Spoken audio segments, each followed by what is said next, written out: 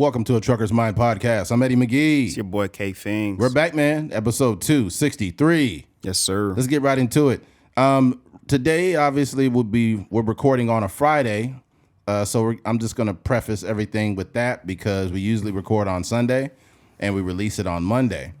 Due to me, I'm going to be on vacation, so I wanted to get in here early and get some content out to the people. So if we miss something, a major event that happened between now and Sunday, this is why. Okay. Mm-hmm. But yeah, we got to get on it early. Eddie gonna be having his toes in the sand. Yep, toes in the sand, toes in some what do you call that stuff you soak your feet in? Some Epsom salt. Mm-hmm. Epsom salt, yeah. Yeah. It's been a kind of a slow week. Nothing majorly interesting. You know, obviously there's certain things we could address, but we just don't feel like it. Trump got indicted. Who gives a fuck? I just don't care. That's regular. Yeah, it's regular. It's always something like there's always something going on with Trump, even outside of his, administration. So that's not really much to talk about. Opening week, it was opening day in the MLB for baseball. Which is pretty cool. Games don't matter until about 150, so we just gonna keep rolling. But they've implemented some shit. They've implemented a pitch clock. So that's make the games go by faster. Yeah, it's gonna make the game go by a little quicker, which I think is pretty cool. They've also what was it? They implemented something else, but there's that. Meg Thee Stallion did the first pitch for the Houston Astros. How was that? And I'll say this. I said this before. During the Tory Lanez case, she kind of like had acne a little bit on her face. She looked stressed out. But now, nigga, her waist is small. Her body look crazy. Her skin looks good. I'm not saying that to objectify her, but she just looks healthy. Yeah. And I think it's like an internal thing, like a mental health type thing. Wow. But she was up there on the mound. And the reason why I'm bringing this up is because the cameraman is hilarious. The cameraman was zooming in on that ass. Zooming in on the cheeks. She had some white pants on. Booty was just busting out. And the catcher, the guy that was playing the catcher, she's like, "Oh my God, I'm scared." And the catcher was like, I got you. Big white dude. I forgot who the fuck he is for the Houston Astros. He's like, I got you. And then when he hugged her, they zoomed in and he had his catcher's mitt resting on her booty. Are you serious? Yeah, the dude couldn't help himself. This nigga hugged her, but he had his face in her hair. That's crazy. I'm not trying to make it like he's a pervert or something, but I mean, her body is crazy. You see it? Yeah. I'm not trying to objectify her, man. I'm just being honest. She's really doing her due diligence. You can tell she's slimmed down even more, but she's not skinny or anything. She just looks really fit. It wasn't a bad pitch either. It's 50 Cent. It's been some guys. It's been some fucked up pitches. You see the hug? Pitches. It cut off right before. ESPN wasn't trying to show the hug. I'm gonna get another view. Yeah, she walked out there twerking. Why she walked out there twerking? Yeah, here's a zoom in. Well, you can see it.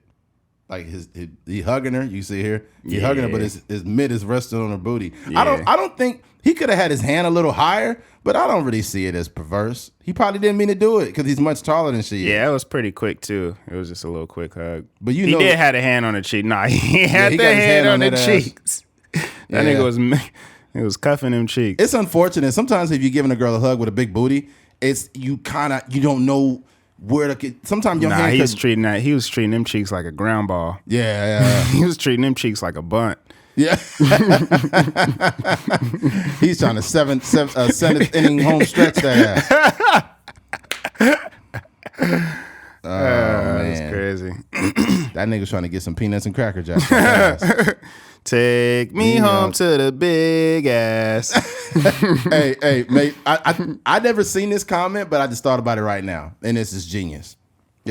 I should have posted it, but I forgot. I was gonna put Meg Thee Stallion play for the Houston Astros. Dang, yeah, you missed on that one. I missed. Dang. You would have went mini viral with that. Yeah, somebody said. Somebody said that they wrote this said. Meg Thee Stallion can't throw that ball, but she can sure throw that ass. Dang. Bro, I was busting up laughing. The cameraman was zooming in on that ass, dude. It was no shame. It's almost impossible not to, though. I don't know, I guess. But you could have kind of a neutral frame. They was like the one behind. Yeah. And he was like getting under it. Yeah. And then people in the comments are like, dude, this cameraman has no shame. Yeah, he knows what he's doing. And then the side view, and then she was like, ah. Yeah. She threw the pitch out. And it was bad, but I've seen worse. Yeah, men have definitely thrown worse. Did you see Colin Kaepernick's pitch? Yeah. He threw the fuck out of that ball. Threw a heater. Probably 80-something miles per hour. That shit went pow. I think it was like 88, 89. He had to show out, though. That's like, I don't even know what to compare it to, but when, let's say like Peyton Manning on the sideline of the football game or something like that, he gonna throw it. First of all, why the fuck doesn't Kaepernick try to play baseball?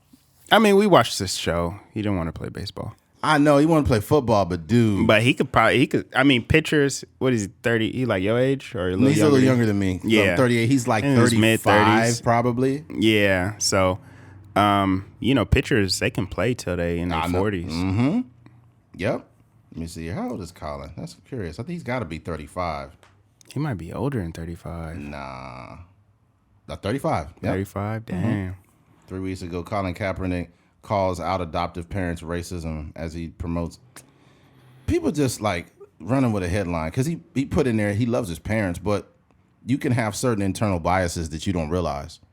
He was just literally. I'm realizing now that more and more of these outlets, whether it's the Breakfast Club, our favorite podcast, whatever, they just read headlines. Like they really, literally don't read articles. They don't go to the source material. They go to where it's Variety or TMZ or whatever, and then they just read the headlines, and then they, cause there was a time. Donald Glover did a. He did a self-interview? No, not that. Not that one? Oh. It was he was basically, it was a writing award, and he was basically honoring someone. I forget the guy's name, but he was honoring someone to get the award. And basically he said that and it's a joke, right? You know how Dave Chappelle goes up and he's honoring like the different writers and stuff like that. I forget the guy that did the late night show. But Dave Chappelle goes up and gives these like 10, 15-minute speeches about somebody, and then they come up and get the award. So Donald Glover did that for this writer. And basically, in so many words, Donald Glover alluded to Chevy Chase calling him the N-word, right? Mm-hmm. So he alluded to it in the beginning of the monologue, I guess. And then at the end of it, he actually, it was a callback, and he said it again, and he basically said it that Chevy Chase was calling him the N-word, right? Mm-hmm. So all these blogs and radio shows were like, and even the Breakfast Club, they were like, Donald Glover alludes to Chevy Chase calling him the N-word, and they just played the clip from the beginning. Yeah. And then even like Charlamagne the guy was like, I just don't see, I was there and I just didn't see how he was saying that he said, he was alluding to that. Like, I just don't see it. He literally didn't say that. And then I was just like, y'all don't really like contextualize anything. Like, if you really sat through the whole 10-minute thing, you would have realized at the end he literally did say, said that he said that. Yeah. I think it's bad when you as podcasters, as people that are not a part of a big network, how we can literally comb through more things and actually take time to look at the nuances before we speak on things. Well, we watch the Breakfast Club fuck up, we watch CNN fuck up, we watch New York Times, all these different outlets fuck up. Fox News, all of them. I think that as far as news is concerned in general, people they want to be first instead of wanting to be accurate. Yeah. So it's like if you get the first story out, and then even if you recant it, if not even recant it, if you revise the story, everybody's only going to remember the first one. Yes. Yeah. That second one is not loud as the first shit you release. It's just like, even you notice that the reaction to Jonathan Majors initially was way louder than when she recanted the story. Yeah. It's like the second part of the story is never as loud as the first. Yeah. Some people there's some people that are still gonna be like, I mean, I would watch Creed, but since he hits women, it's like, it hasn't been proven that he did that, you idiot. Yeah.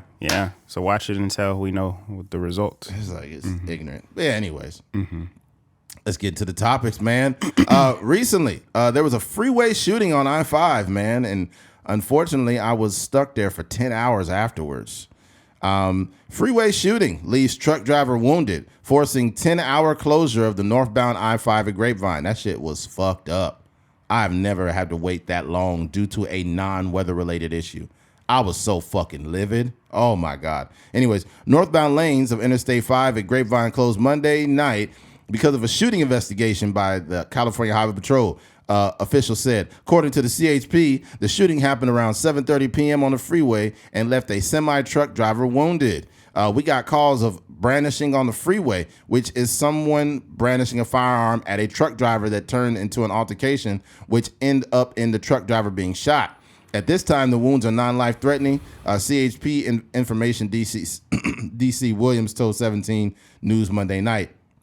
Officer said the shooter and his female passenger left the scene and are still on the loose. Northbound, they've been caught. They caught them. Mm-hmm. Okay. Northbound lanes, I-5 are closed for over 10 hours overnight. The road reopened just before 7 a.m. Dude, that was fucking terrible. I was supposed to be done that night by 10 p.m.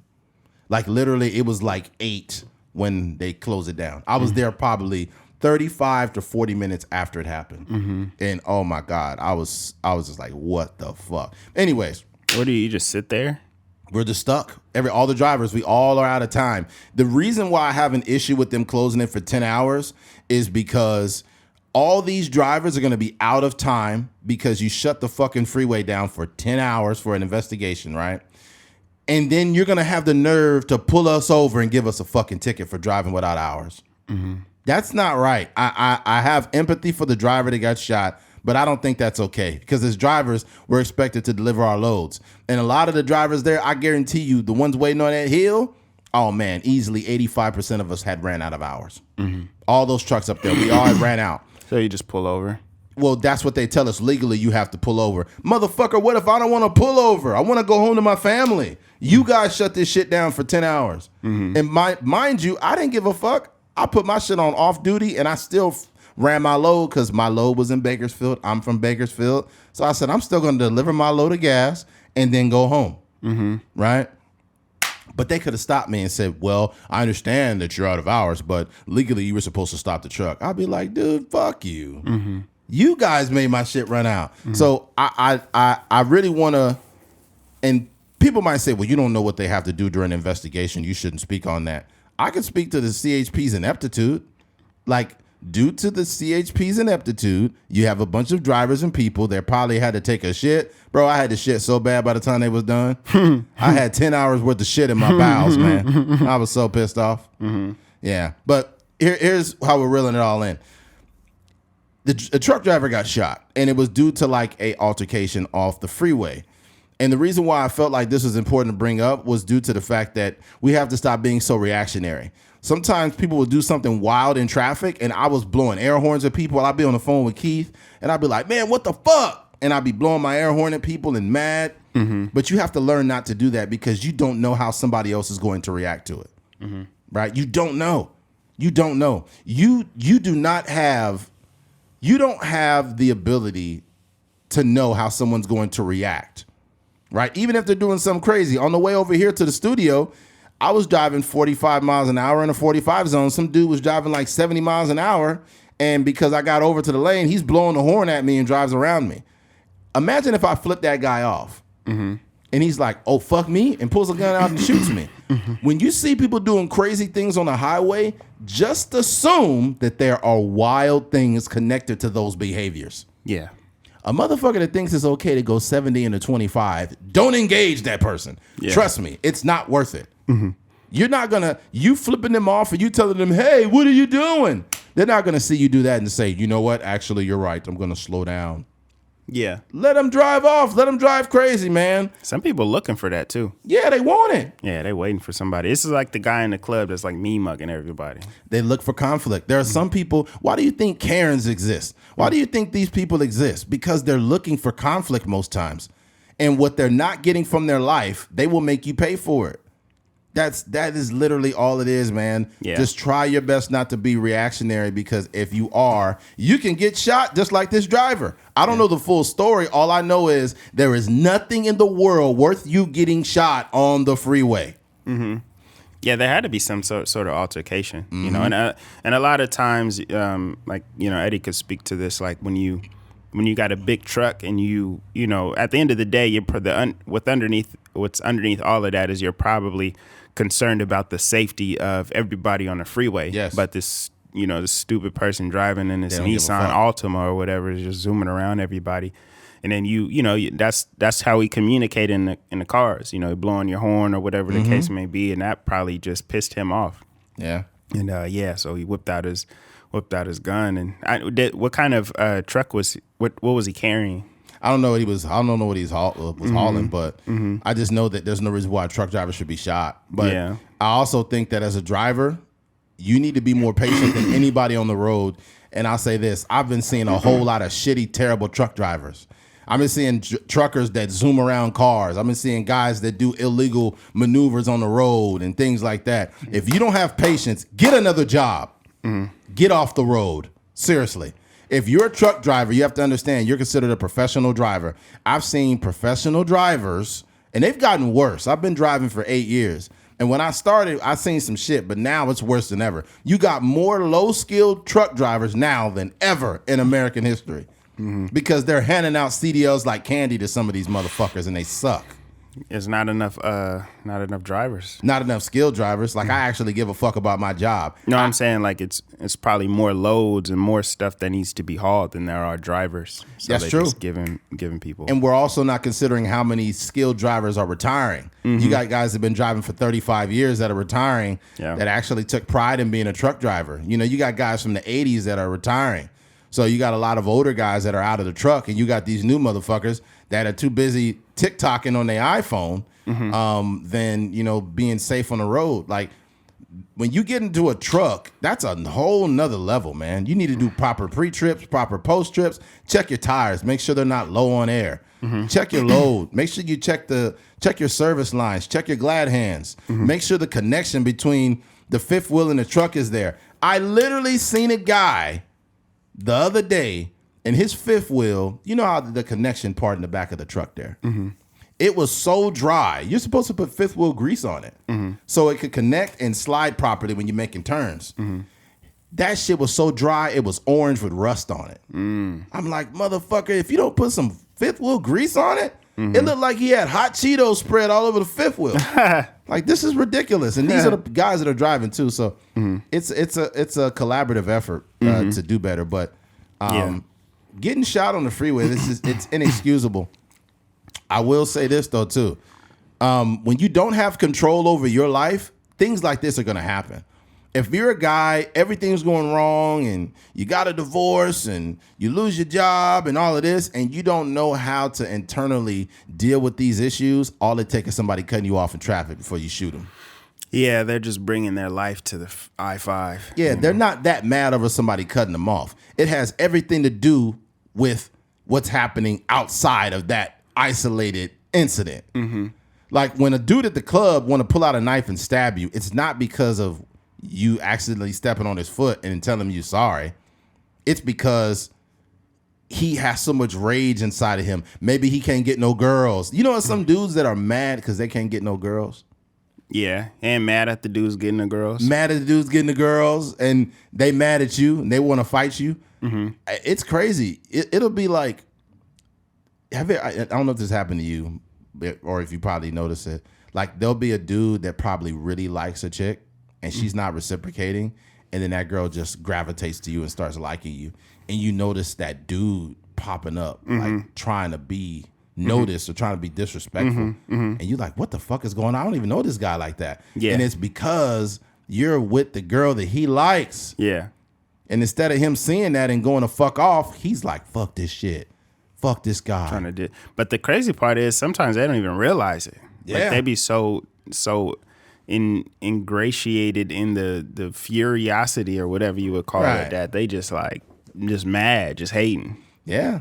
Saying slick stuff. Yeah, I'll be like, hey man, I'm sorry, right? I'm sorry that the girl you like just started liking me, but there's nothing you could do to stop me from fucking her. Okay, so leave me alone. Okay.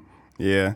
But I think, going back to the truck, I think that, like, obviously we're talking about a truck situation, but this applies to everybody. Yeah. Like, do you think there is a way to communicate with your horn that's not so, like, aggressive in a sense? No, I'm gonna tell you why. If you use the air horn at all, people will take it as disrespect because air horns are loud, right? Air horns are loud. Yeah, I'm talking about just like in a regular car. You said, wait, what? In a regular car. Can you communicate with your horn? Yeah, without being so, because like saying somebody swerving in your lane, you just hit it like beep beep, like is that, or does it always come off as like aggressive when you blow on your horn? It depends on how people interpret it. If you're a fucking moron, you will always interpret things that they're being aggressive when they're not. And that's the unfortunate thing. Like in traffic, I've blown a horn at somebody before so they didn't run into somebody and nobody thanked me or gave me a peace sign. Like there was a dude that was about to make, okay, you ever been in a lane behind somebody and then the turn lane next to you is empty, there's no one in it, and the guy in front of you is trying to get over in that lane to get out, and then you see a car zooming down, like it's barreling down and it's in that lane, and you blow your horn at the car in front of you like, bam, bam, or you hold it. And you hold it because you don't want them to get hit. And then boom, they hit their brakes, the car blows by them. And I've never really had nobody give me a peace sign and be like, oh, thank you. They probably like, fucking asshole. And it's like, bruh, did you not? I just saved your life, nigga. You didn't see that? Like, oh, man. So you just mind your business now or what? People want to die, go ahead and die. Like, my thing, the way I drive now is I want to protect people, right? But I drive and I drive with the assumption that everyone's a moron. That's where I've taken it, right? And what I mean by that is I will drive assuming everyone's a moron, which protects me. Yeah. Because you ever been driving down the street and you say, I know this nigga ain't gonna go across here illegally. I know he ain't gonna do this illegally. There is no way this guy's gonna do it. And then they do it. You like, wow, you just hit a U-turn in the middle of the street for no reason. Yeah. This is why you have to stop assuming that people are gonna like abide by the law. Yeah. Like I seen a dude do the most illegal shit in front of a cop. Like and you look at the cop and the cop is just like, oh God, like he didn't even want to engage it. Yeah, it ain't even worth his time to write that ticket. It's like, bro, if the cop's human too. They probably like, man, I'm trying to go to lunch, man. Yeah, fuck this shit. You got some donuts waiting on me. Yeah, I'm trying to get my insulin up. But it's weird, man. Like how much you'll see this. I would just tell people this too. Regardless of what goes on in your life, you have to have some form of self-control and a decent foundation under you, or you're gonna bleed on other people. After my father passed, I figured out what I was made of because of how I reacted to it. Yes, I cried and I had those things, but I never like was mad at people and justified it. There's some people that their uncle, grandma would die and they'll be like, fuck you, I don't give a fuck you guys. And then the excuse is like, well, my mom died. Nigga, your mom dying don't got nothing to do with the world. Yeah. The world don't stop because your mom died, your dad died. It don't stop. You still need to treat people with respect. And I've heard someone say, well, Eddie, you can't tell people how to act because we all internalize it different. Yes, I can. I can tell you how to act. You need to be an adult. Yeah, it's just a way to go about stuff and a way not to go about stuff. That's ridiculous. At the end of the day, if you're a human being, you have a family member that has passed away. Yes. And that's just, so that doesn't give you the right to be, just angry or mad or pissed off or just a terrible person to human beings. Because that's just an excuse. Like at the end of the day, you can make an excuse for everything. Yeah. And I think it, what I would call like clearing the deck. Like I think it's best to clear the deck before you go out into the world and, spew all that nonsense on other people. Because like you were saying, when your pops passed away, it wasn't like he was being rude to the person at the grocery store, or the cashier, Walmart, or whatever the case may be, because they ain't got nothing to do with what you got going on in your life. So, and they didn't do anything to you. So I just don't understand, like, I think, when you have that type of mentality, you can make an excuse for everything. Yes. You can make an excuse for why your career is not going the way it's supposed to. You can make an excuse as to why you're not getting the person you want to in your life, why you're you. not losing weight and all that stuff. And at the end of the day, it's just meaningless conversation. So. Yeah, it's excuses and suppression. The fact that you've suppressed your feelings or you suppressed your emotions or you didn't want to face them, and now you go into the world and make everybody else pay for that. Yeah. This is why people get shot for no reason. Like, imagine this. Imagine your grandma dies, your mom dies, you get in an argument with somebody, you shoot them. Now the police got you arrested on the ground. They be like, hey, well, my grandma died. And it's like, the cops don't give a fuck that your grandma died. You just went out here and hurt people for no reason. It's thousands of prisoners across America that got the same excuse. You know, I shot somebody because my grandma died. And it's like, bro, you was crazy before your grandma died, and it really came out. That's why I mentioned on the podcast, I feel like a significant death in your life will expose who you are. You're either weak or you are actually mentally strong. Yeah. You know what I mean? Yeah. And it's not a matter of like saying mentally strong means you don't cry or whatever, because I cried every day for like almost 2 weeks. But it has to do with you being mentally strong, understanding that my life still has to not only go on, but I still need to maintain the integrity that I had prior to this situation happening. Yeah. You know how many people are divorced? How many people have lost their wives, husbands? How many people have lost their child? How many people lost their job? How many people have losing their home is getting foreclosed, or they've been evicted, or they're sleeping in their car? And those situations affect how they deal with the world. Mm-hmm. Right. This is why I would advise everybody to be careful with how you interact with strangers. Mm-hmm.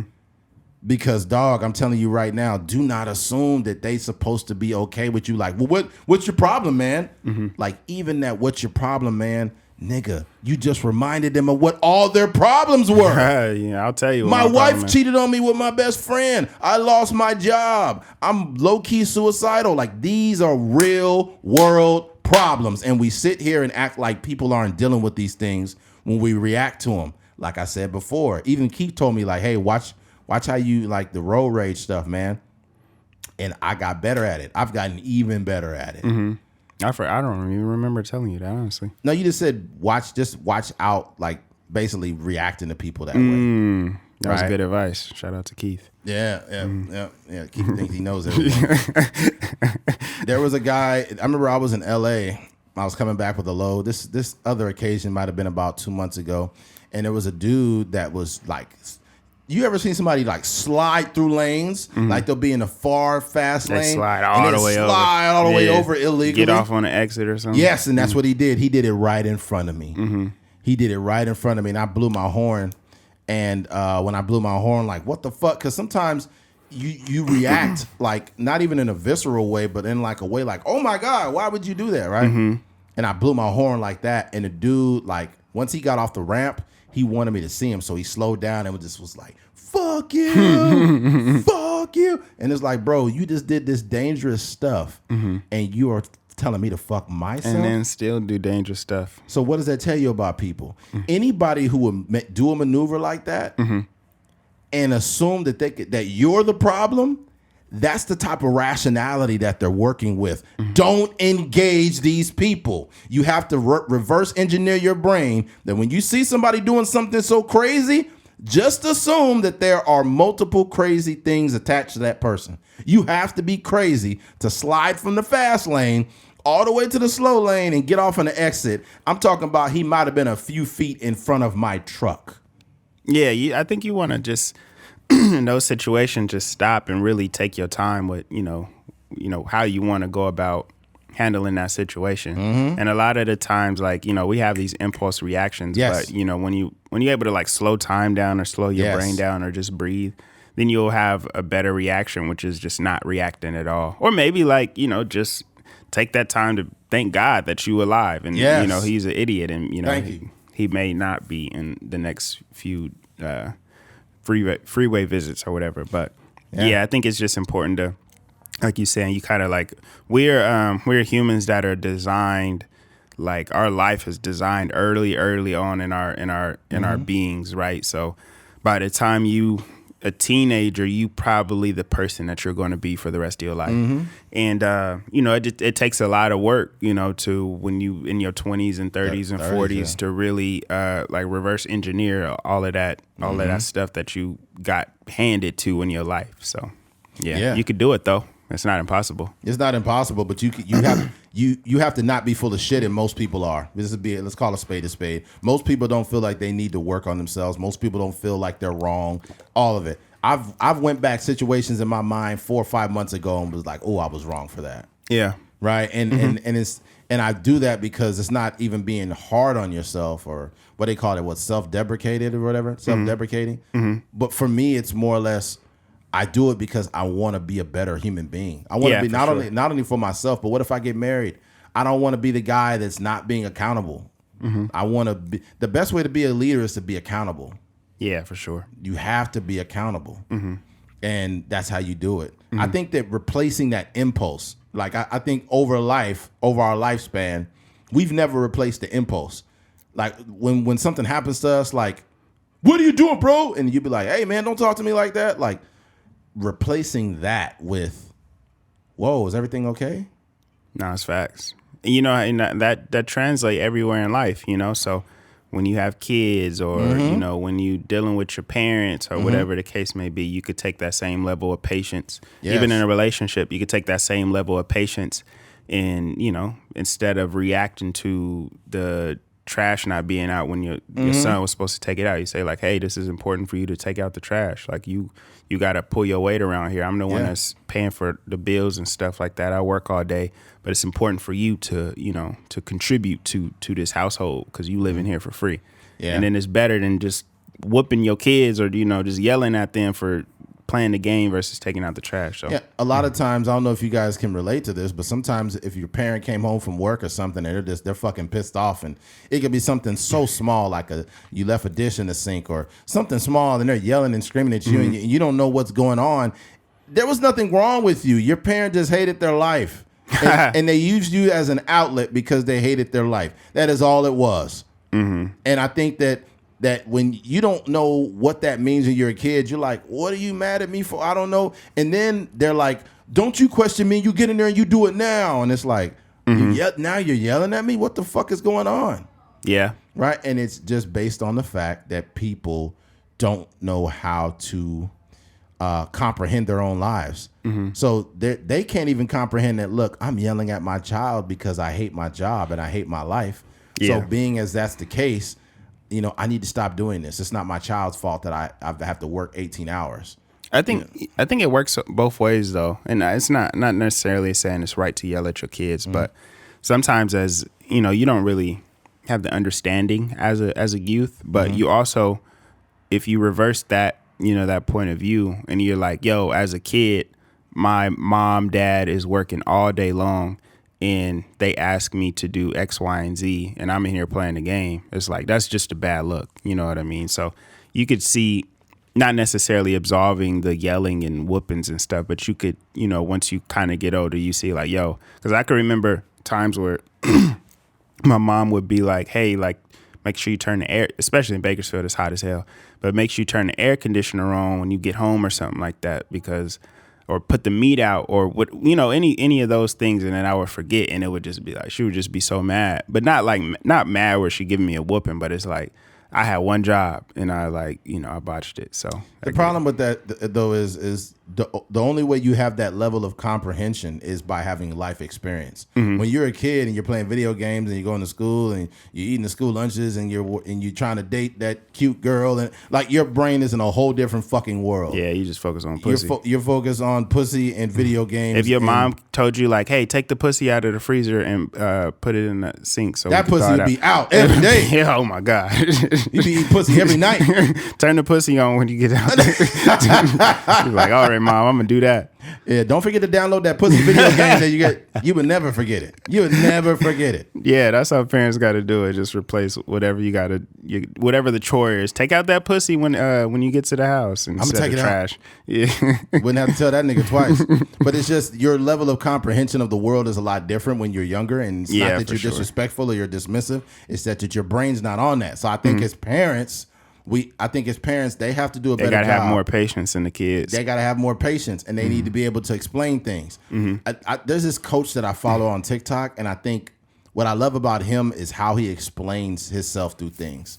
Right? He was telling this wide receiver, because the wide receiver went out, he ran a route, and then he slipped, but he caught the ball. And he's like, great job, but this is what you did. This is why you slipped. He said, when you come out of that break, he said, focus on getting your hips around to get to the ball rather than, getting that foot out too far, because that's how you could slip. And then he just explains himself through everything with these guys. And that sticks with you. And he's respectful with how he does it. There's some coaches like, what are you doing? Why are you doing that? And it's like, motherfucker, can you explain to them rather than just screaming at them? Yeah, I mean, the only similar situation, I know my niece, she's 7, and she was, we was having a conversation about running, and I was telling her, she was like running with her fist like balled up like that, and I was telling her like, yo, you got to relax your hands. You run a little bit faster if you relax your hands and you're not so tight. So maybe like 3 weeks later, I was just making jokes with her. I was like, hey, I seen you running around or whatever, and you look like you got a little bit faster. And she was like, yeah, because I've been running with my hands open. But I say that to say, like, when you explain something, even no matter how old they are, but when you actually explain something to somebody, it just resonates more. Yes. It sticks with people to where it's not just, talking down at somebody. It's like something that really, can stick with them for the rest of their life. So, yeah. Explanations are important.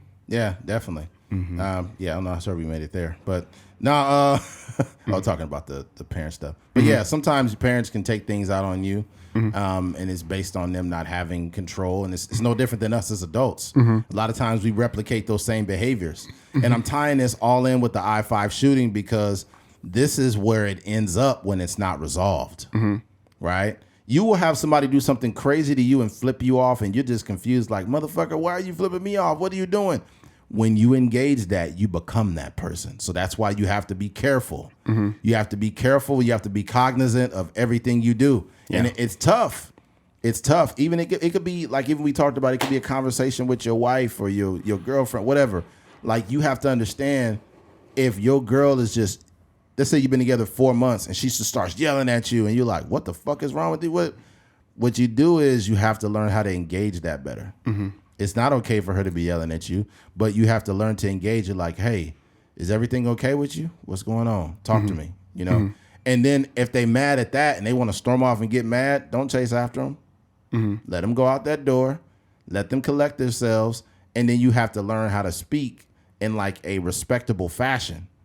Because I'm telling you, that's probably why so many divorces happen, because people think that yelling is communication. Chaos is not communication. Flipping someone off is not communication. I heard somebody say that they was talking to their dad, and their dad is just always yelling. And she was like, even when I tell my dad, like, can you please stop yelling? He's yelling at me about him not yelling. Like, I'm not yelling at you. And it's just, it's the world we live in. Like, people don't even know how to communicate. They don't know how to communicate. It's sad. And it's grown adults. And here's the problem. Here's the worst part.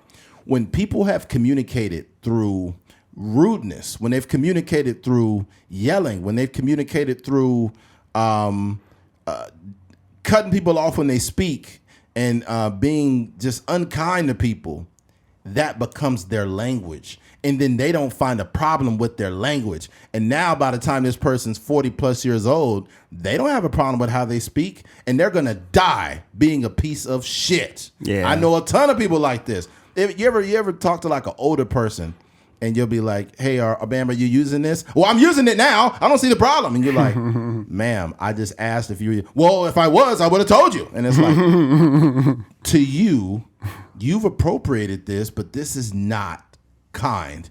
This is not decent. Yeah. This is not okay. And then the thing about it is even you being, it doesn't matter what you do. The best thing to do with these people, disengage. Say, hey, I'm not going to see you ever again in my life. Go fuck yourself. But you don't got to tell them to fuck themselves. You just say, hey, you know what, ma'am? You have a good day. And when somebody is really an asshole, well, nah, you can't do it, because then that could make them mad. You can say, hey, you know what? I hope you have the day you deserve, right? But somebody said that. Yeah, I forgot who you said. I said it last week or the week before that. Yeah. Yeah, but I was like, if you tell them that, they might react. So you want to give people as little bit of a reaction as possible and then disengage. I see people writing some stuff, bro. We literally have a post that's on YouTube with thousands of. I think by now we've over 1,000 something comments on it. Really? Oh yeah, these people they're trashing us. It's the rich boy clip. Oh man, they're like, "Oh, you niggas is clowns. Y'all gonna end up smoking crack. All kind of crazy shit." Yeah, one thing I'm not gonna do is smoke crack. Yeah. I was gonna say something stupid. They say you kick a brother while he's down, and I thought we were bigger than this. Sad as fuck. It's got how many? I can't even see how many. It's got so many views. I can't even see how many views it has. It has 100,000 views, 100K views, 935 hours of watch time. Oh man, I don't even know how many likes or dislikes. I don't know. Let me view more. So it's got 100K views. We got 254 subscriptions from it though. Nice. The short has gotten 100K views since it was published. So I mean, people are just negative. And the thing, it was a joke. It was meant to satire. But what we're not gonna do, we've been doing a podcast for this is actually our anniversary, man. By the time we do the next podcast. Oh yeah, I forgot about that. By the next time April what? 4th? I think our first episode came out on like the 9th or something. Okay, so the next episode may be we could celebrate this anniversary on the next one. Yeah, that'd be cool. So it'll be 5 years we've been doing a podcast. I'm not going to sit here and explain my content to people who just want to get mad and, have a hot take about a clip that they seen that lasted only a few seconds. Yeah. But it's just a bunch of people engaging us. Fake woke. Yeah, like if Dave Chappelle or somebody else had cracked this joke, like some people get offended, but you wouldn't have a problem because of the popularity of the person. But when somebody else decides they want to be funny and use their platform to have a satirical take on something, now all of a sudden you're like, you guys ain't shit. Oh, you just another black man clown, Uncle Tom. I was watching a South Park episode yesterday. And it's like, I don't know if anybody out there watches South Park, but it was like an episode where it was like about politically correct culture. So it was a guy named like PC Principal. Like, my name is PC Principal. And then it was like, there was a meeting between it. It was like, are you PC bro? It's like, yeah, I'm PC bro. And then it's just like, oh, I'm PC bro, Texas A&M. Oh, I'm PC bro, Texas University. Oh, I'm PC bro, Texas, New Mexico State University. And it was just a bunch of them that was just like fake mad at everything. And it was like they had talked about like this was back when Caitlyn Jenner, she won the ESPN Sports Person of the Year, whatever the case. Woman of the Year. Yeah, and they were just they were just talking about that, like you're not going to disrespect, call him Bruce Jenner. That's Caitlyn Jenner, and she's blah blah blah. And it was just like the whole episode was centered around like everybody just being angry at everything, and I think that's. I forgot the point that we were making, just about Rich Boy and how everybody's just mad at that. But in reality, they don't really care. Yeah. They're just fake woke. Yeah, selective outrage. It's a selective outrage. You just got to let it go. Don't react to it. Because we have thousands of comments that we could have reacted to. Like literally. People being negative, saying something. But it's like, dude, you don't understand. The best shot you got at me, like me and Keith have over 20,000 hours of content. You have one comment. Do you think I'm going to react to that? Your comment is based in nothing. You do not have a platform. You don't have anything of value to say. So why would I react to that when we've been doing this for 5 years and we have the foresight of having something very big and massive and very lucrative and we have a real future? You don't engage people like that. I'm not saying that you need to only engage people that are kissing your ass. I'm just saying, like, if you have constructive criticism, I'll engage that. I think that's fine. Hey, you guys could do better at this. I'll be like, you know what? You're right. But when it's like, y'all clowns, y'all trash, y'all Uncle Toms, there's no value. Where's the value in responding to that? It keeps coming back to the I-5 shooting. You can't keep engaging people when you see where they're coming from. Yeah. Like, why would you engage? If you see a unmarked white van parked across the street, would you approach that van and say, hey, what's inside of this van? They're probably going to kidnap you. Yeah.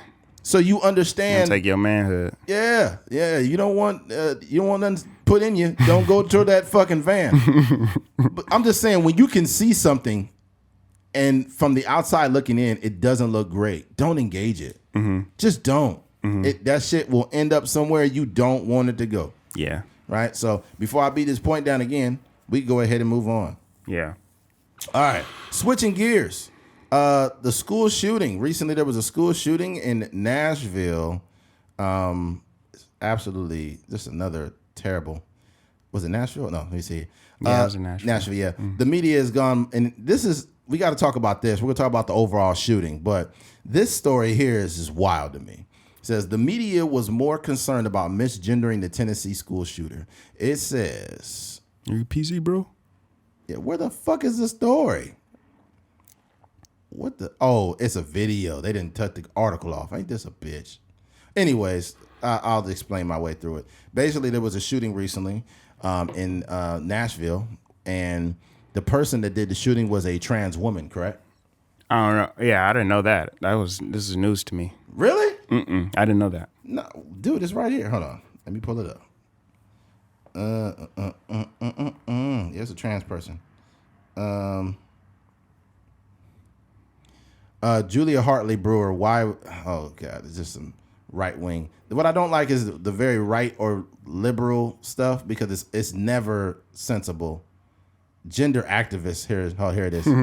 Gender. It is Transgender Month, I think, or week or day, something like that. Yeah, it's transgender. Gender activist slammed dead naming of Audrey Hale.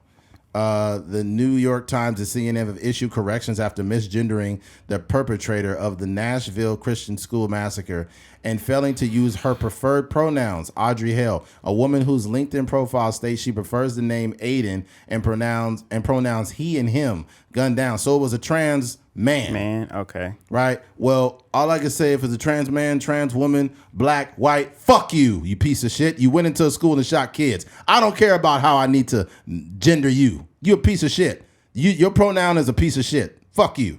Okay? Mm-hmm. And I'm tired of people literally trying to find a point. This is how you know people are. This is how you know people have lost empathy. Like, I feel like what's when you lose feeling? What do you call that? I'm trying to remember. I'm trying to find the proper diction. I'm not sure. It'll pop up in my head. But I just feel like we've lost, not like the empathy comes second now. It's weird. Like when these situations happen with the school shooting, it's the far left. Oh my God, we need to ban guns. This is ridiculous. We need to ban guns. We need to get stiffer gun laws. This is wrong. Very simplistic.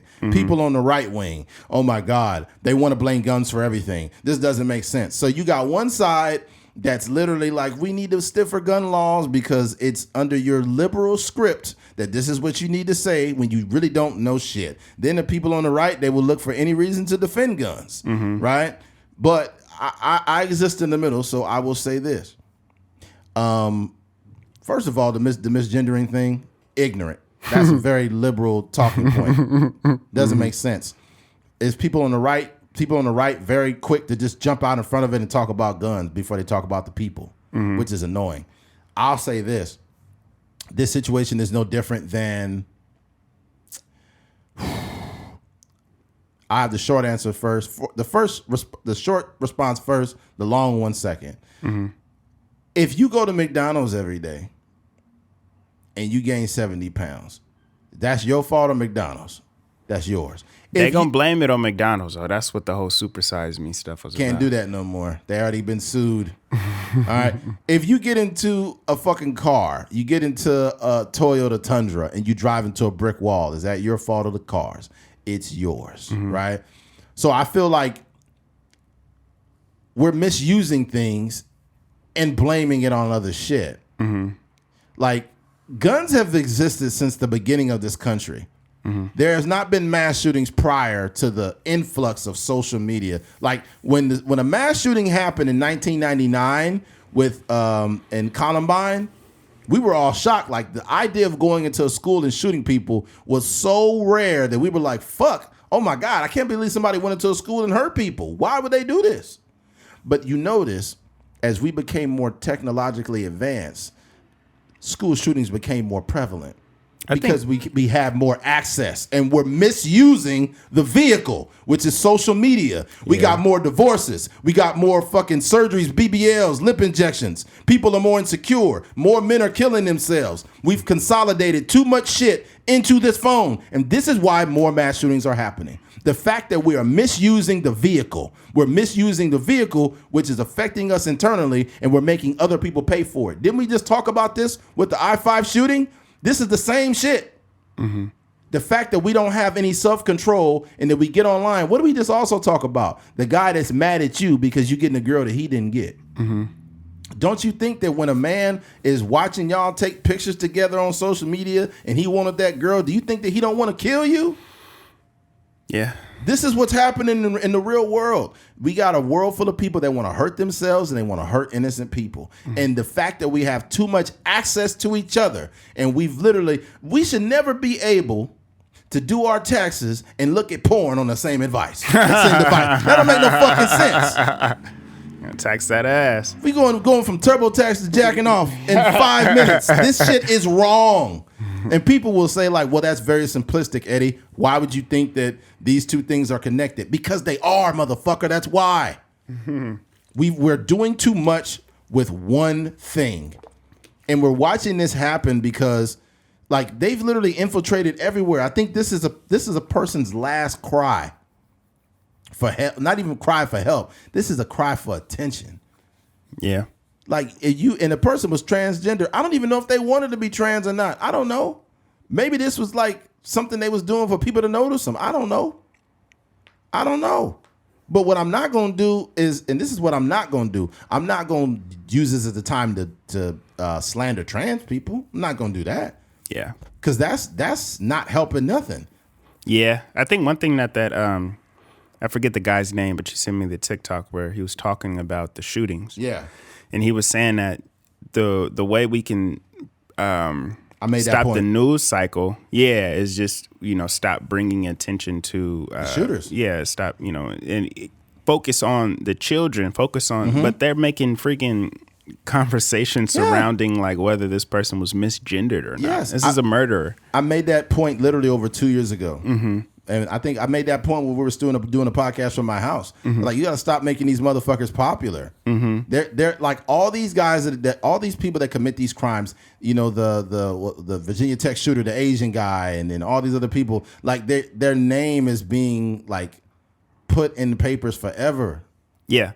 I think these people deserve like swift justice. I'm talking about the moment that you impose a threat on a school, you literally should, they need to create a law that when you impose a threat on a school or public place, that your right to a fair trial is denied. Mm-hmm. You need to get killed on the spot. It should be instant execution. For anybody that tries this shit from now on, they need to be dead. I don't want to see them on TV. I don't want to see them in handcuffs or getting a cheeseburger from Burger King. They need to be dead. Mm-hmm. What's that motherfucker that killed all them black people in that church? Dylan Roof killed the black people and ended up at Burger King. Fuck this motherfucker. Like, no. But yeah, I'm just getting tired of people misusing the vehicle and blaming it on something else. It's not McDonald's fault that you fat. It's not motherfucking that Toyota's fault that you ran into a wall. It's not Mark Zuckerberg's fault you addicted to Instagram. It's not alcohol's fault that you abuse it and get in the car and kill innocent people. Mm-hmm. It's not Alexis Texas' fault that you're addicted to porn. Yeah, that's true. You just like jacking off. I don't know what the fuck your problem is. You can't blame a porn star for you beating your meat. You just enjoy it a little too fucking much. That's crazy, yo. I think the pandemic, I guess, or epidemic is a complete lack of accountability for your own life. Mm-hmm. And what's happening is the lack of accountability is also affecting our mental health, and the fact that we have so much access to everything on one device. We are constantly, why do you think so many women are getting lip injections and BBLs and all this shit? It's not because they think like, oh, I will look prettier, I would feel better if I did it. It's because they're constantly comparing themselves to women online all day long. Yeah. All day long. You don't really want these BBLs. You don't, it's happening because there's too much access. Okay. And people could say like, Eddie, that's a bad point. Well, question, do you think if Instagram or any of these apps existed, do you think women would be getting BBLs? Do you think there would be a thing of women? They wouldn't even know it existed. They wouldn't even know it existed. Yeah. They wouldn't even, the average woman nowadays, just a regular chick, is getting BBLs and lip injections. That doesn't even make any sense. Like if you work at Target, why do you have a BBL?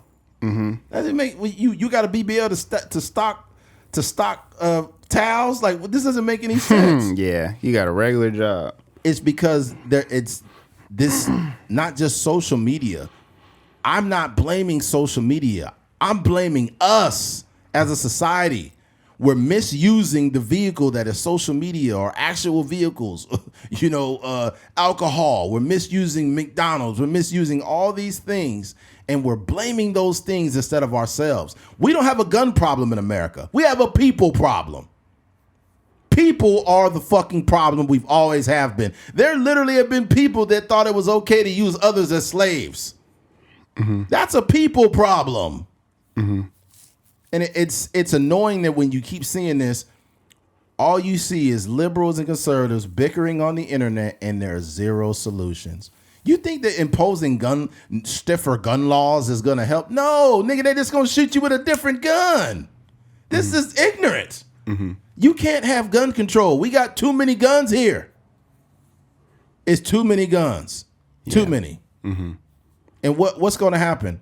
Like what? Gun laws are also like a repercussion, right? So it's not like a lot of times it's one of those things where it's like, well, if people got more time in prison, then it's not really how it works. No. Like the people that's going around shooting people is not worried about no prison sentence. No, they're not. That's it. I mean, just like we talked about the person on the freeway, he not worried about going to jail or not. The gun is already out. He already brandishing the gun. He already shooting the person that's driving the truck. 100%. Like, it's not going to do nothing. I just think that like we were saying, when it comes to just the care and tenderness that we treat these shooters, it's just annoying. It's annoying. Like who cares if you misgender a murderer? You know what I mean? It's not unless it's a thing where that person does like they need to be. There was like some. A lack of information, or like we just didn't know exactly what's going on. But when we got everything on camera, we know this person, they shot the person down. Like it's just, there's no reason to be, treating this person with that level of care. Right. And here's the worst thing too. Like, remember the DC snipers? They was black. Like me or my dad, like didn't see that and be like, oh man, they black. My dad was like, man, these niggas is crazy. You know what I'm saying? Right? Like, who cares that they're black? That does not matter. Okay. We just live in a time where we're trying to be too progressive. Right. And we're doing things. What I've noticed is like the very right wing people are fucking tone deaf, and people on the left are just weirdos. They literally, I remember we was reading an article, and I kind of got pissed, and it said, minor attracted persons. Oh yeah. Instead of pedophile. Nigga, if you don't get your weird ass the fuck out of here. Yeah. Minor attracted persons. What the fuck is this shit? That is insane. Yeah. That I don't look, dog, when it comes to this pronouns and all that, this is just a product of the internet trying to make people believe that you can't say anything about this subset of people or this or that. Look here, if you want to appropriate anything in this world, you gonna get everything everybody else get. Nigga, if like jokes, if I can't crack a joke on you for being trans, right? Or not even for being trans. Yeah, for being trans, because there's a thing called black jokes that exist, and you got white jokes that exist. If you want to be appropriated into culture, right, and we can't make fun of you, then you made it worse on your fucking self. Yeah. Like, what kind of world do we live in where we can't say shit no more? You know what's sad? I'm in this writing contest right now. It's like this 8-day writing thing. I think it's called NYC Midnight, and you get these prompts, and then you get you got to write it like up to 12, maximum of 12 pages, and I've been consciously like not able to like freely crack the tone of our jokes, and so that's some of that stuff spills over into like some of my screenplays. But I've been consciously like kind of holding myself back because I'm like, dang, I don't know if this will, I don't know if these people are like super liberal, and I don't know if it will, just like consciously thinking about that. And it's like, it's just unfortunate because I've literally been changing some dialogue. It's unfortunate. Yeah. And it's just something that, that happens. And I don't know if it's true or not. I don't know if, that those people like good comedy, or if they're like super liberal, or if the people are trans on the thing or whatever. But I'm just saying that that's a thing that we have to think about now when we come to creating and just living life. Well, you have to be that way when you're not Tarantino or fucking Jonah Hill. Mm-hmm. Like when you already got the spotlight on you, you can write scripts openly, mm-hmm. right? Because you've garnered the attention and you have the status. But when you're a person just coming out, you can't write scripts like that. Mm-hmm. Because like literally the movie mid-90s, they were using a word that rhymes with maggot, right? Mm-hmm. Because it was genuine to that time. Like if I watch a movie that's in the 1920s and they say nigger 50 times, I'm not going to be mad about it because I understand that that's like literally the time that this movie is based in. Yeah. Right? Like I watched Django, they said nigger multiple times. Mm-hmm. Right? They say nigger in The Godfather. Yeah. So mm-hmm. It's like, bro, you have to understand it. That's a thing. Mm-hmm. But they want to create a landscape now where you cannot say anything. I'm not saying you could be openly hateful, but it's like, nigga, like when a person goes into a school and shoots kids and you're worried about their pronouns, you worry about the wrong shit. Yeah, that's facts. You worry about the wrong shit, bro. Like that shit is wild. Yeah. But you had a good point earlier. We were talking about like some of the solutions and how I reference it to like if you go anywhere, pretty much anywhere in America, banks now have, security throughout the day. Like mm-hmm. the person that is an armed person that's either walking around a perimeter or they're sitting inside of the bank. And that's at pretty much every bank. So it's crazy that, we have more protection for our money and our finances and our investments mm-hmm. than we do probably the most valuable thing that we have in America, which is our youth.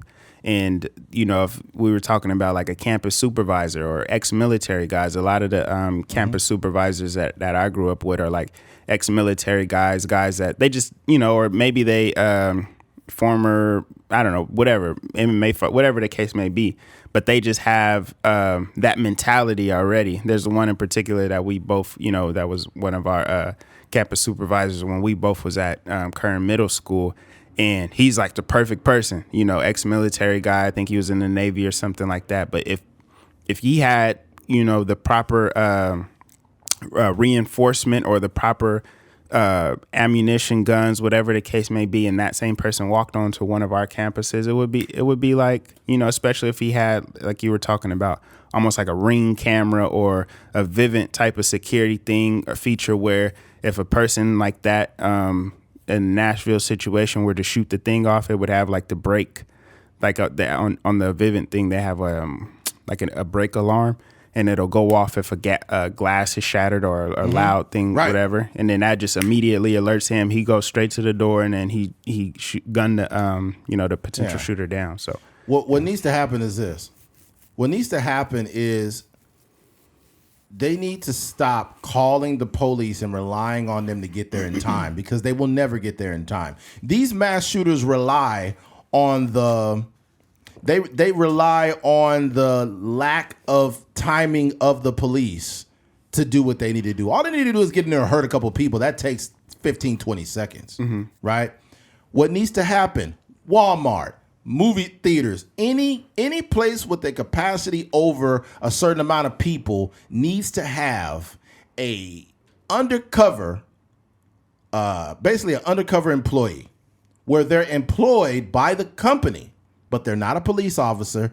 They're literally certified through the state of California or whatever other state. It could be an ex-Marine guy, Army guy, doesn't matter, right? Mm-hmm. And their only job is to have, a loaded up AR-15 and whatever else they need. And they need to have cameras in a room by themselves that are showing the perimeter and everything within that establishment. They can see the cameras in the back. They can see the cameras in the front. They have a pager on them that if that room or business is infiltrated without a key, they know exactly where it's coming from. And this is not like crazy technology. This is something that we already have. Yeah. If you get a guy like that is considered faculty and not considered an armed guard, because you don't want a guy walking around with a gun, because the shooter knows exactly who to kill. You need somebody with a concealed firearm at all times that's just a member of the faculty. And when something goes down, that's it. And what I mean by faculty is not an actual teacher. I mean, he's walking around the campus. Nobody knows what he does, but he goes to a room all by himself, and that's what he does. His job. He just Mr. Johnson until something pop off. He's Mr. Johnson. Gunning niggas down. He's Mr. Johnson until it's time to grab that AR-15 and he's blowing that motherfucker's head off, keeping your kids safe. Yeah. Because almost like an FBI agent on campus. Thank you. Yeah. The cops aren't getting there in time. And I'm not blaming the cops for this. It's not their fault. The cops their cops are being spread too thin. You got them doing too much. You got cops babysitting the homeless. Man, I seen a cop recently in Bakersfield. Low key is starting to squash the homeless out here. I don't know if you caught it. What you mean? If you look at the underpasses under our freeways now, they got cages on them. Oh, yeah. So we don't want them under our bridges no more. I've seen the cops pull up on like a little camp of homeless people and say, y'all all got to get the fuck out. Yeah. So like literally. It's unfortunate, but it's also bad because, nigga, I seen at Bill Park, I've seen a big old tent. Somebody had a big old tent out there, just posted up, living there, living a good life. But it's like you can't, it's kids that play basketball there. Yeah. It's like, different people that be walking their dogs and stuff. Like you can't have that there. I feel two ways. I feel a deep amount of empathy for homeless people because I don't know why they're homeless, but I also feel empathetic towards homeowners and regular people because the motherfucker in that tent could be a pedophile. We don't know who the fuck he is. Yeah. Right? So I think it's important. We was at the park the other day and it's like, you see a lot of times it's just women with their kids pushing a stroller just by themselves. Yes, by themselves. It's like, that ain't cool. That ain't safe out there. I'm going to tell you this. I don't know if other men do this, but when I see women out in public by themselves or with their kids or walking, I wait for them to get in their car and drive off before I leave. Depending on where I'm at. Like if I'm at Food Max or somewhere and I'm getting in my car and I see a girl walking all the way to the end of the parking lot and it's later at night, I'll just sit in my car, wait for her to get in her car. Once she's in her car and drives off, then I go. And the reason why I do that is because the same way that I scoped her walking by herself is some sick motherfucker that's seen her. And I think that it's important to be aware of your surroundings. And I hate to say this, but ladies, you are too oblivious to what you do. You looking at that fucking phone. You're not looking left. You're not looking right. And a lot of times I've had situations where women just walk right into me and be like, oh, sorry. You guys, I don't know what it is. I'm not saying that all of you guys are like that, but a lot of times women just are too oblivious to their surroundings. You need to be aware because there's some motherfucker watching you and you don't even know it. And it's in plain sight. Right? But yeah, man. Back to this. I think that there's a way to keep. We have to have real world responses to these mass shooters. Right? We need to kill them. They need to die. I'm talking about as soon as they come in that building with the gun and they brandishing a firearm. I don't care if somebody on the internet trying to do a prank. Kill him. You can't prank this, buddy. This is not funny. Because it's going to be a prank of a guy like... Now, he'll go viral after that. Nigga dead. Yeah. Dead all on his YouTube channel. Yeah, but it'll be the same result. If you want to play a game like that, it'd be the last fucking game you ever played. You pranked yourself. Your most watched video. Yeah, dude. This like... You want to know what's funny? we talk about banning TikTok and... other countries taking our information and, communist China and, Russia is doing this and this doing that. You want to know why they laughing at us? Because we killing ourselves.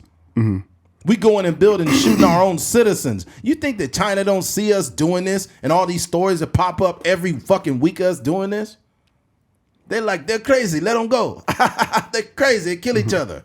They laughing at us. Yeah. If we care so much about safety, then why the fuck we keep allowing this? Period. And don't hit me with because we need to suppress the guns. No, nigga, we need to use these guns on them. That is the only way. That's the only way now. Unfortunately, they need to understand that, like, when they come into Walmart, they getting blasted. Soon as they come in there with that motherfucker. Yeah. That's crazy. That's it. Metal detectors might have to be everywhere now. I don't know. Yeah. I don't know. Maybe. I'm just scared of the day it happened, like, because it's been happening across the country, obviously. I think the closest one was like San Bernardino, maybe. Mm-hmm.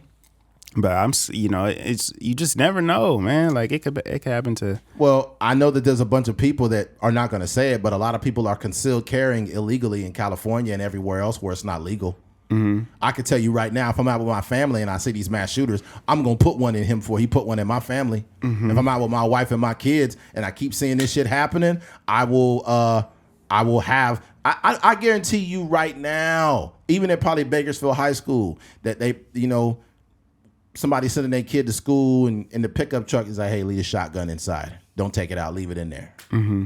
You sending your 16, 17-year-old kid to school with a shotgun. I guarantee you it's happening already. Mm-hmm. Nobody's talking about it.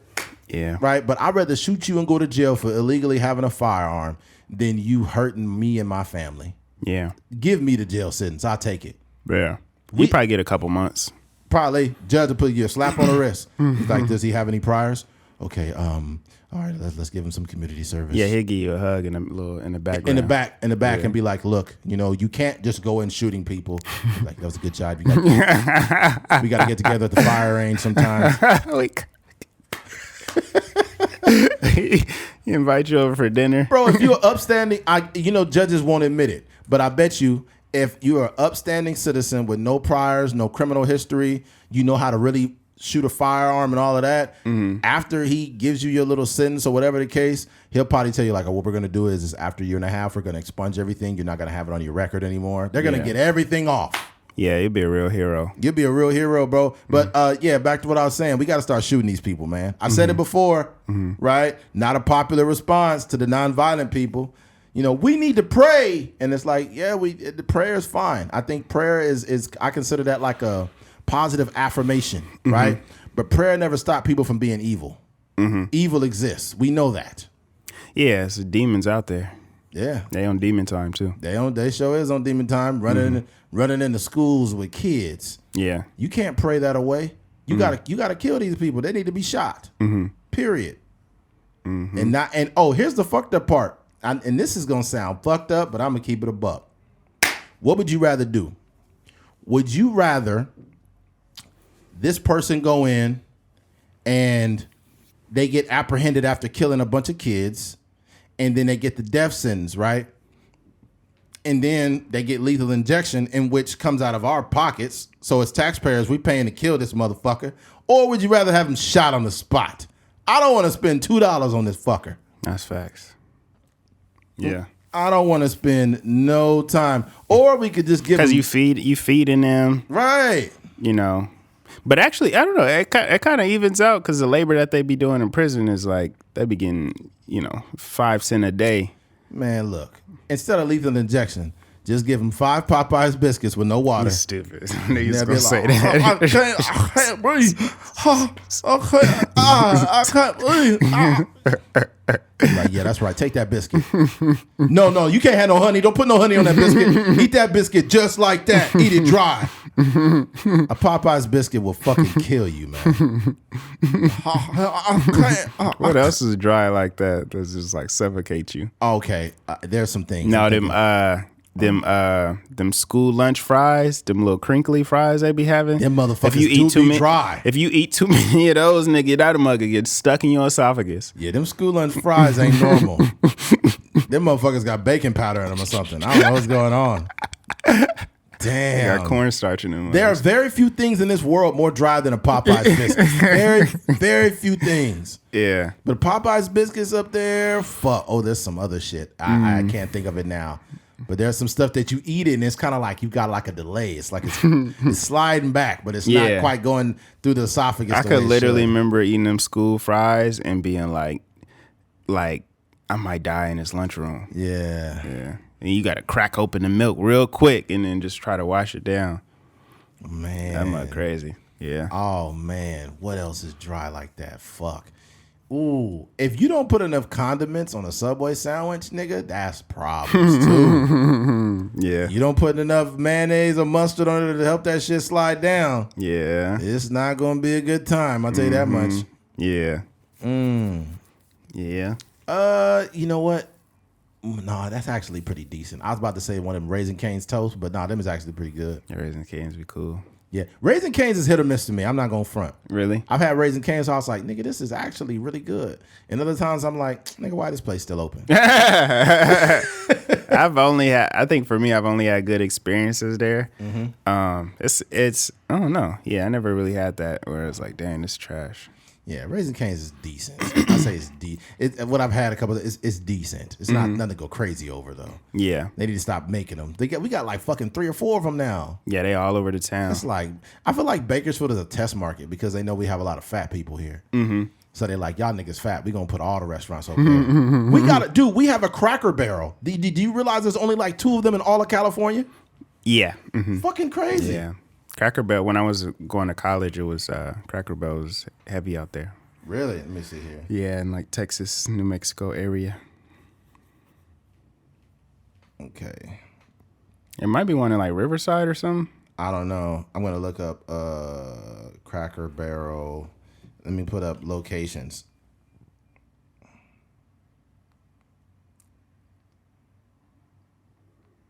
Cracker Barrel in California. Okay, here we go. Cracker Barrel, Old Country. You got Bakersfield. You got California. Camarillo, California. Camarillo. And Rialto, Rockland, Bakersfield, Sacramento, Santa Maria, Victorville. Also a couple of them. Out here. Yeah. What's funny is the one in Santa Maria, I was there when it first got built because I used to take a load I would drive out from Bakersfield to Fresno and I would take a load of gasoline out there to Santa Maria at the brand new Costco. That's right next to it. And they literally just built that Cracker Barrel. It's only been there for probably 4 years.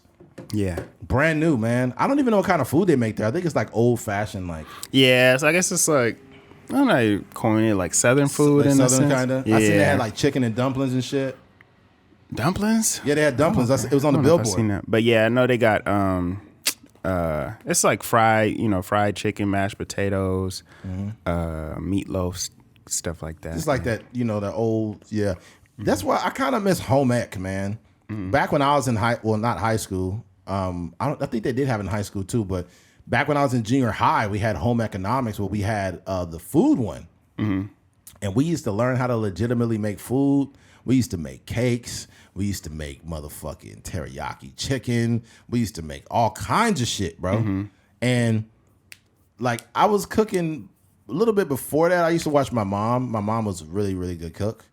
But going to school and cooking, like it kind of stuck with me because as a grown man, I can make decent food. I'm not trying to, build myself up, but I'm pretty decent.